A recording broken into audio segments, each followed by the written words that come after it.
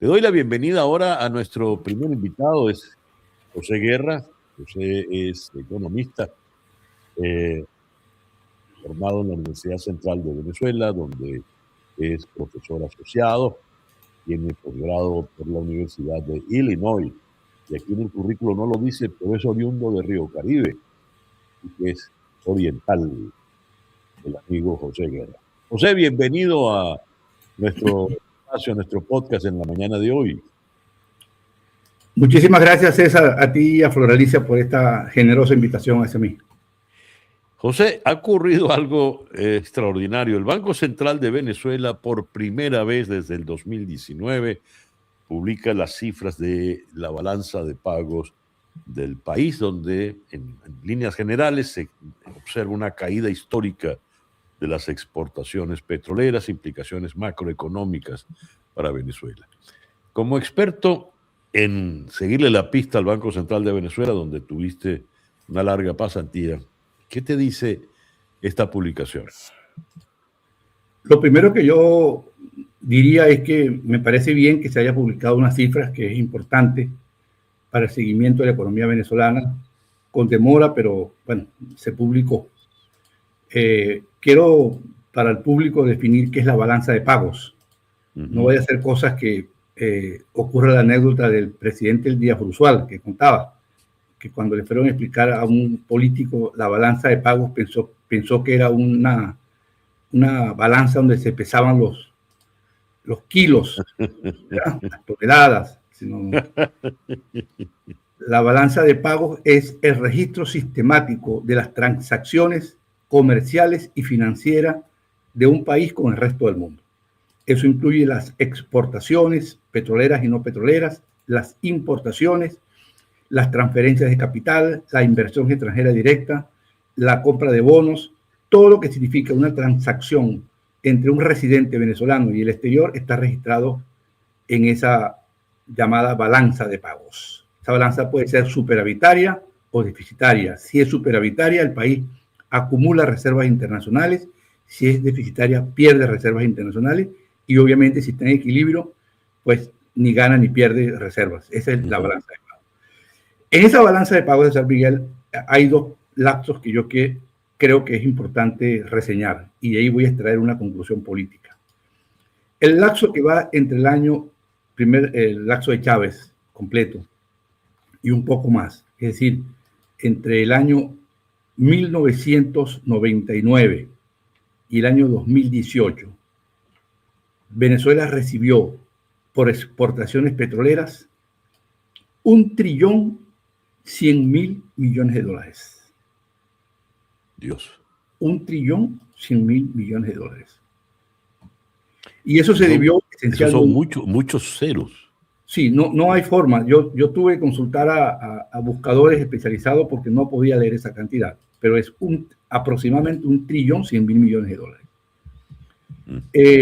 Esta cantidad que recibió Venezuela hubiese sido suficiente y bien administrada para desarrollar al país, para resolver la crisis eléctrica, la crisis de agua.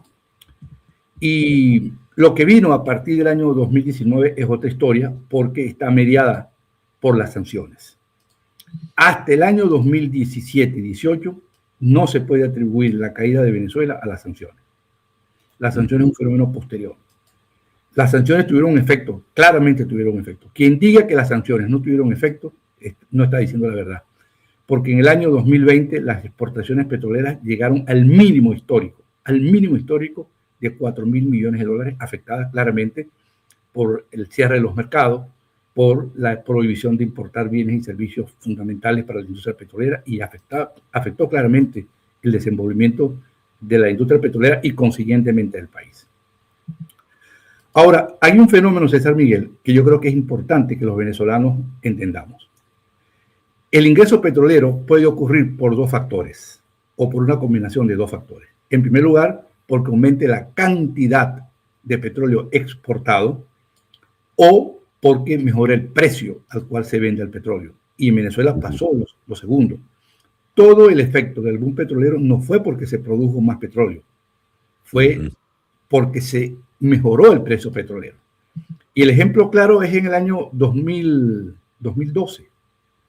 En el año 2012, el precio petrolero, la cesta venezolana, fue de $112 por barril de petróleo.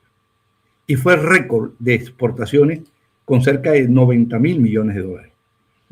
Y yo que estaba metido en política en ese momento, yo le decía a los que estaban pues en la campaña en ese momento, con ese nivel de ingreso que tenía el país, $6.000 por viajes de turismo, $5.000 por compras por internet, la fiesta, ¿verdad? Que no era posible ganarle a Chávez las elecciones en esas condiciones, a pesar de que Chávez estaba enfermo, porque era un boom sin precedentes que había vivido Venezuela.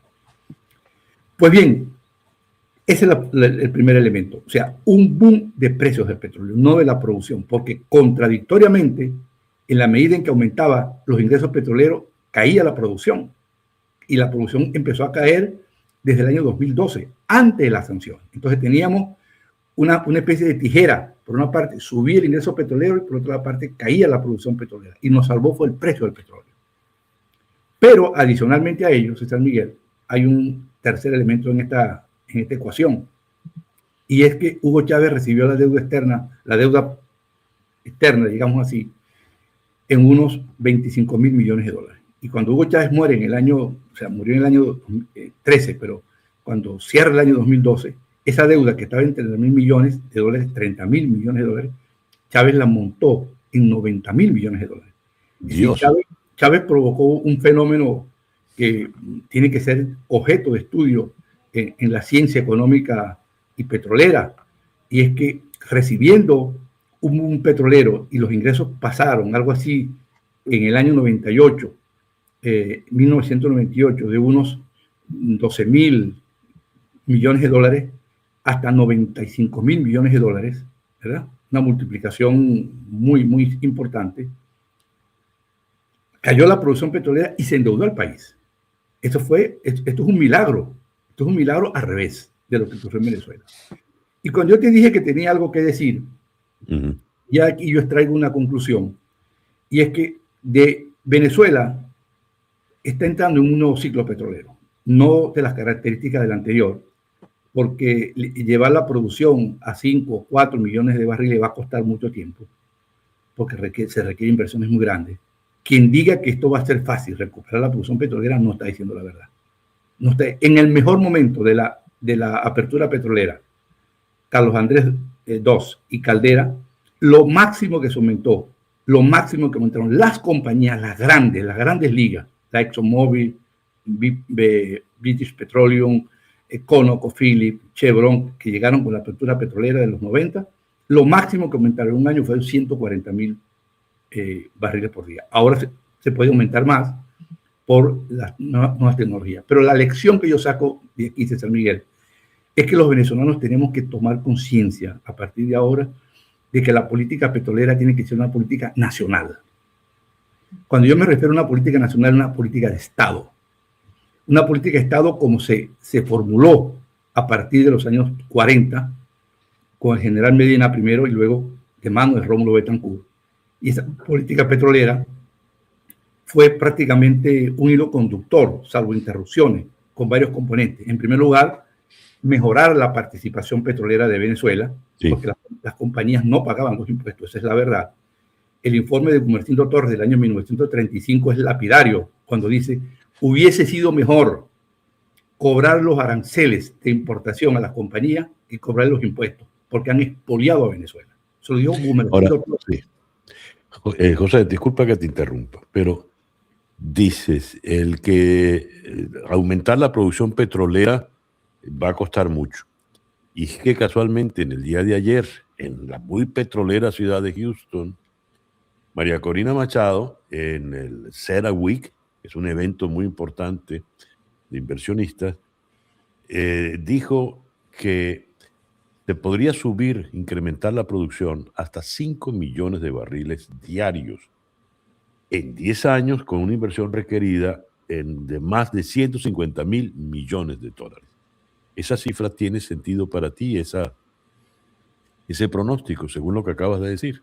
Sí, es una cifra razonable. De hecho, ese era el plan que tenía la llamada PDVSA meritocrática de Houston, y llevar la producción a 5 millones de barriles, y luego se se concretó también el plan Siembra Petrolera, Rafael Ramírez, que pretendía llevar la producción a los 5 millones de barriles de petróleo en 5 o 6 años, pero hizo todo lo contrario, cayó la producción. El problema es de dónde van a salir los 120 mil millones de dólares. O sea, el número es correcto, el número es razonable. 5 millones de barriles, Venezuela tiene la capacidad, tiene las reservas para producirlo, pero el petróleo está bajo tierra y no es que metes la mano y saca petróleo, esos son pozos de alta complejidad, petróleo pesado que necesita ser procesado, refinado, tratado en mejoradores para ser exportado, pues no sé, es como una melcocha, una pasta muy pesada, y con un clima apropiado de inversiones, digamos, favorable a la inversión, se puede ir incrementando la producción petrolera de manera sostenida en ese periodo de tiempo, como se hizo en Venezuela.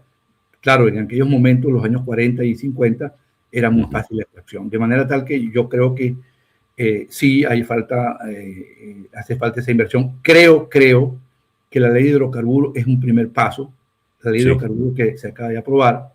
Esa ley tiene dos problemas que yo creo que se pueden solventar, que es uno, el exceso de discrecionalidad, básicamente el exceso de discrecionalidad, pero en general la ley es, desde mi punto de vista, un primer paso para esa senda de aumento de la producción petrolera. Yo creo que eso es posible. Ya que la mencioné, ¿qué impresión tienes de esa participación ayer de María Corina Machado? Donde, es decir, se planteó, pues fue un panorama económico muy promisorio, procurando inversionistas, evidentemente, ¿no? Es lo que hace cualquier promotor en un caso como este. ¿Qué impresión te mereció, José? Bueno, yo he visto fragmentos de la exposición. Hay una parte que no me gusta, pero obviamente se está, pues, promoviendo el país, una esperanza de salir de la situación en que está Venezuela. Pero yo quiero decirse, San Miguel, que quien piense que vamos a llegar a Venezuela, porque yo voy a llegar a Venezuela, yo regreso a Venezuela, y nos vamos a encontrar un jardín de rosas, un lecho de rosas, yo creo que está viendo mal el problema.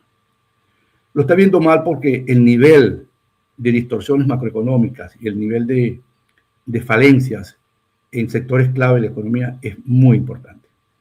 Ese gobierno va a tener que tomar un conjunto de medidas, un eventual nuevo gobierno, que pueden lucir antipopulares. Por eso es que todo lo que se haga hoy para resolver esas distorsiones, por ejemplo, la aprobación de la ley de hidrocarburos, la posible aprobación de la ley de minas, eliminar algunas distorsiones. Entiendo que desde ayer está mejorando la situación en el mercado cambiario, es positivo porque allana el camino, te quita el costo de hacerlo tú, pero va a haber problemas de financiamiento serio, porque tal como dijo María Corina, llevar la producción a los 5 millones es un tema de 10 años. 10 años nosotros ya estaremos en otra posición de vida probablemente, no con el activismo que tenemos hoy, de manera tal pues que yo quiero advertir que en este momento Venezuela tiene una situación macroeconómica extremadamente compleja. Yo, esta oportunidad que tú me estás dando, quiero hacer un llamado muy respetuoso al gobierno de los Estados Unidos en su rol que está cumpliendo hoy, que todos aceptan, y es que le preste más atención al tema macroeconómico, porque Venezuela tiene una inflación que está fuera de control. A ver, cuando dices medidas impopulares, ¿a qué te estás refiriendo, José? Bueno, yo creo que el precio de la gasolina van a tener que subirlo, creo yo. Porque PDVSA sigue teniendo un déficit y ese déficit que tiene PDVSA está haciendo que esa compañía se financie con el Banco Central de Venezuela, y eso es lo peor que puede haber, emitir papelillo, emitir dinero de la nada. Este nuevo gobierno va a tener, y es una de las propuestas que yo estoy haciendo en lo que llamo el decálogo antiinflacionario, que lo estoy terminando de escribir, va a tener que hacer algo en el conglomerado de empresas del Estado. Y allí hay que reorganizar ese conglomerado de empresas del Estado. Entonces, al gobierno de Delcy Rodríguez y a Maduro le salió muy extremadamente barato subir inicialmente el precio de la gasolina, congelar los salarios, pero un gobierno que llegue con esta alta demanda social no va a poder mantener los salarios congelados. Porque cuando le dices al gobierno de Estados Unidos, en este rol de tutelaje, pues de protectorado en el cual estamos viviendo, y que como bien dices, por lo visto todos están de acuerdo, cuando tú le pides que se ocupe del tema macroeconómico, ¿qué estás pidiendo puntualmente, José? Bueno, allí la situación es la siguiente. Los buques petroleros zarpan todos los días de los puertos venezolanos, tanto del occidente como del oriente, en el caso de José y en el caso de la barra del agua de Maracaibo, cargando aproximadamente 1 millón de barriles por día. Pero los recursos no entran con la fluidez que se requiere. Los recursos están, según la licencia 46, están retenidos en una cuenta que se llama Fondo de Gobiernos en el Exterior. Y eso está llegando a cuentagotas. Eso hace que se cree una insuficiencia de dólares en la economía y el tipo de cambio se tenga que devaluar.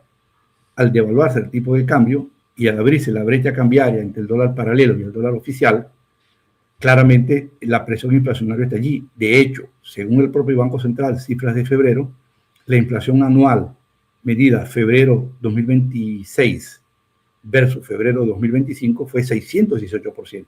Es una inflación que está coqueteando con un proceso hiperinflacionario que se puede contener.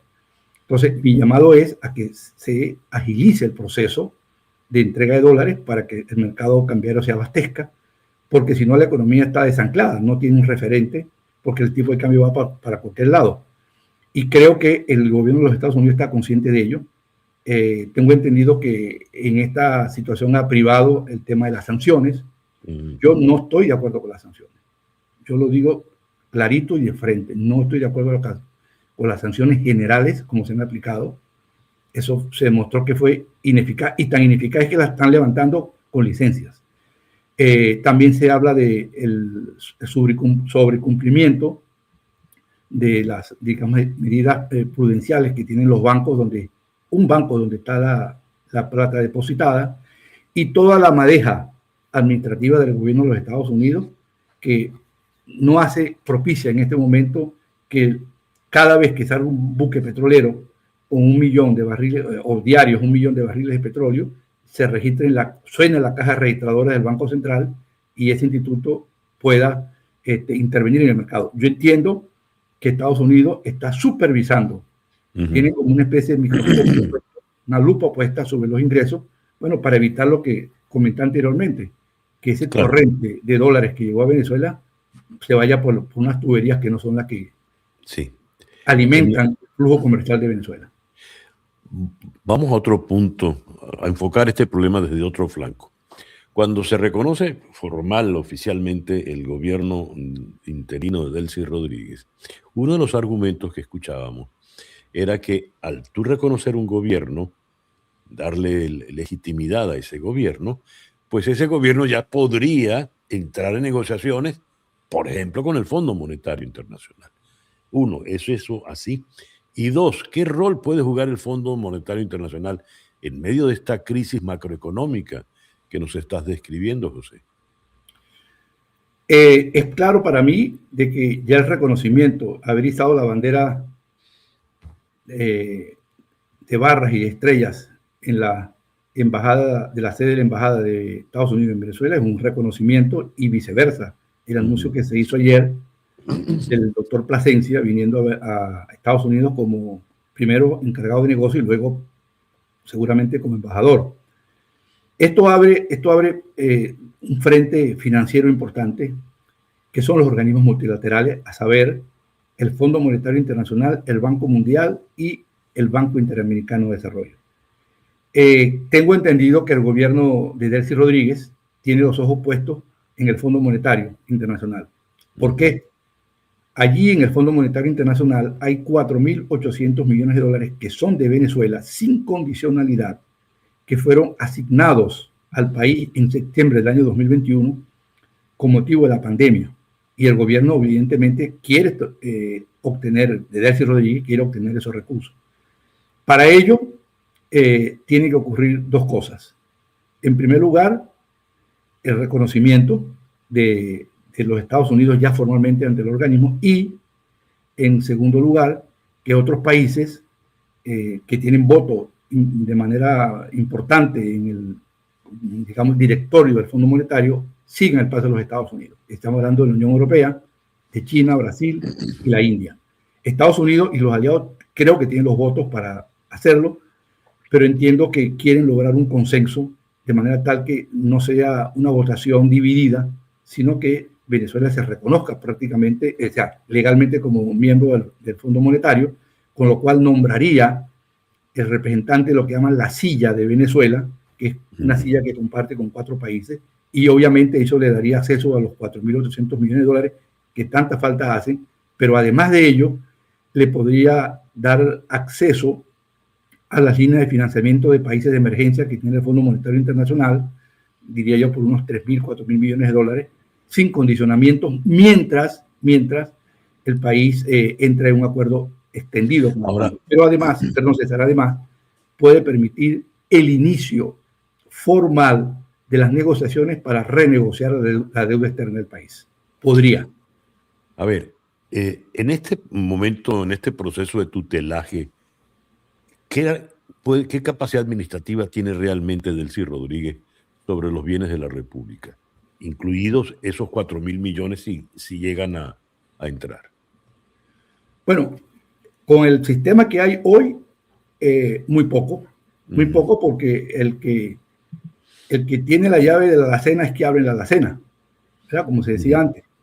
De manera tal que Estados Unidos tiene la facultad y la potestad para girar esos recursos hacia Venezuela. Yo creo que esa situación debe ir normalizándose, porque un país soberano tiene que tener, valga la redundancia, soberanamente la decisión de cómo asignar sus recursos petroleros.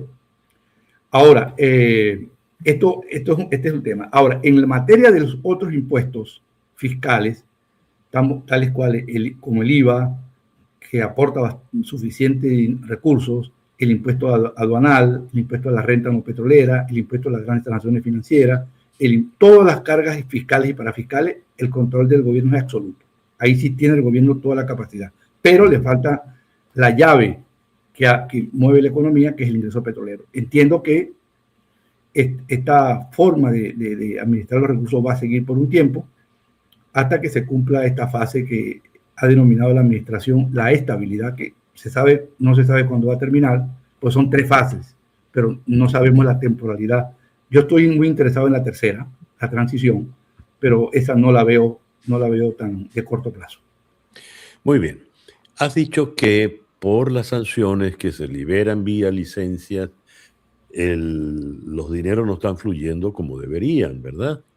Para poder aliviar esta crisis macroeconómica, 600% de inflación, pues es definitivamente una locura, es insoportable. ¿Qué podría hacer? ¿Qué sería lo indicado para el gobierno de Estados Unidos poder aliviar, si le interesa, que ese es el otro detalle, esta crisis económica venezolana?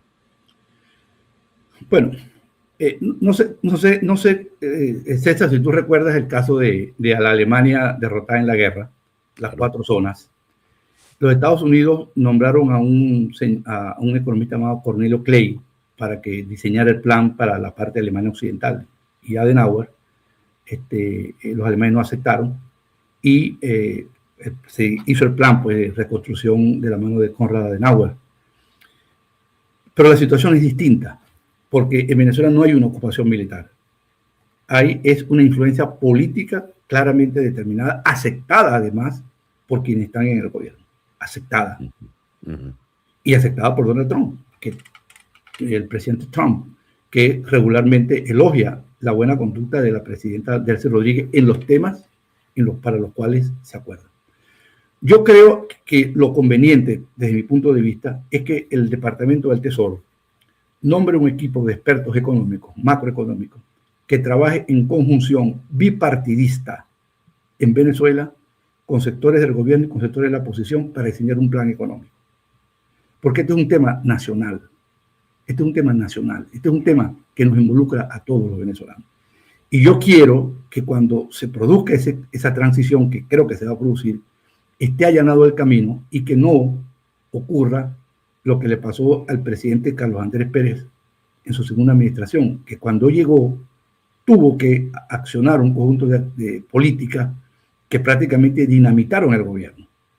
Venezuela no es un país estable políticamente todavía, es un país calmado, que es diferente. Calmado por la represión de los años anteriores, calmado por un país fatigado del conflicto, pero creo que lo procedente es nombrar un equipo económico conjunto que haga un lineamientos generales que puedan ser consensuados entre todos los venezolanos. Eso sería lo más barato, digamos, desde el punto de vista político, con menos costo, porque sería facilitar una transición, hacerla más asimilable, que no vaya a causar mayores disrupciones, porque lo peor que puede pasar es que en una transición, que es un proceso complejo, ese gobierno vaya a confrontar problemas de orden público y social derivados de necesidades insatisfechas que hoy se pueden solucionar. Sí, lo sugeriste al comienzo de tu intervención, que estas cosas le tocan a la señora Rodríguez y no digamos a la señora Machado, ¿no? Me dijiste que querías mostrar un libro antes de cerrar nuestra conversación, José. Bueno, sí, yo en estos años de exilio, que van para 7 largos años, soy otra persona. He reflexionado muchísimo sobre Venezuela, sobre su historia. Veo desde atrás el pasado y estoy viendo el futuro. Pero en ese proceso escribí este libro que acaba de salir, que se llama Rómulo Betancourt y Pensamiento y Gestión Económica de Rómulo Betancourt, una comparación con sus pares latinoamericanos. Cuando yo hablo de una política, está en Amazon, por cierto, disponible. Cuando yo hago este señalamiento, es porque yo creo que hay aspectos de la política y la economía que tienen que tener carácter nacional. Por ejemplo, la política petrolera. Es una política nacional, por definición. ¿Cuál es esa política nacional hoy? 1, incrementar la producción petrolera. 2, facilitar la inversión privada nacional e internacional. 3, disminuir el nivel de lo que se llama el government take, que sea la suma de participación fiscal del Estado venezolano para hacer atractiva la inversión. Y 4, ¿verdad?, que esos recursos petroleros le lleguen al pueblo venezolano a través de distintos mecanismos. Así como se definió en los años 40 una política de 1, aumentar la participación fiscal, ahora es de reducir la participación fiscal del Estado. Todos los gobiernos, todos, desde Juan Vicente Gómez, López, Medina, especialmente Acción Democrática, todos fueron encaminados a mejorar la participación fiscal. 2, las políticas de no más concesiones, interrumpida por Pérez Jiménez, con su ministro, el doctor Vera, que fue el ministro de uno de los ministros de Pérez Jiménez. Y luego se retomó, y tanto sí que en el pacto del punto fijo se volvió a la política de no más concesiones. Y luego la política, ¿verdad?, de crear una empresa del Estado, que en este caso fue la Corporación Venezolana del Petróleo, CBP, para participar en el negocio petrolero. Esos fueron lineamientos aceptados. No estaba la nacionalización del petróleo en esa ecuación, porque Rómulo Betancourt tuvo la previsión de decir que no era conveniente la nacionalización hasta que llegamos a los hechos del 74 con la guerra de Yom Kippur, que obviamente ya la situación geopolítica cambió, claro. Los países estaban en condiciones de nacionalizar la compañía petrolera. Así como se hizo eso, esos 4 lineamientos, hay que hacer varios lineamientos de política económica antiinflacionaria, política social que sean de consenso, como se hizo en Chile. La caída de la dictadura de Pinochet, y como se hizo en Perú, que son países estables económicamente porque lograron acuerdos fundamentales más allá de la diatriba y la confrontación interpartidista. José, muchísimas gracias por estos minutos en la mañana de hoy. Gracias a ti, César Miguel, por esta oportunidad. José Guerra, economista desde Rockville, en Maryland.